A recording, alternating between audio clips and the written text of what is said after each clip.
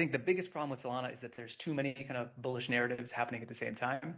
I've been in the ecosystem now for coming up on 5 years, and I've never been more bullish on Solana. And here, of course, I talk about the network, not the token. But I see all of these tailwinds kind of coming together from the network quality itself, its ability to execute fast and cheap transactions, the ecosystem of innovation around it, and then critically, the kind of brand trust that we're seeing. So I think that this is really the year that Solana is able to deliver on that promise of creating real value for real people in the real world. And I think primarily this will happen across two dimensions. The first one is more assets, and the second is more action. Solana, as you briefly mentioned, is leading the way in trading volumes, somewhat staggeringly.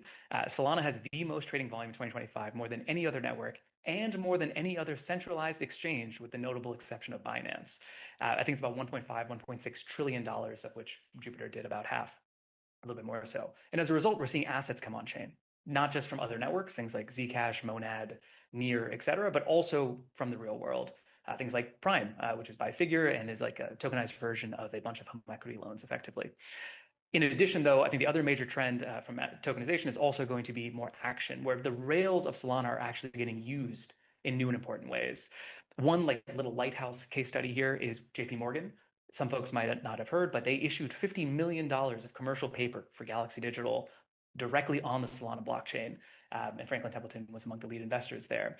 I think we're going to see way more of that kind of activity happening, where you're seeing crypto be this kind of settlement rails for major financial institutions around the world, let alone dual listing IPOs and many other areas.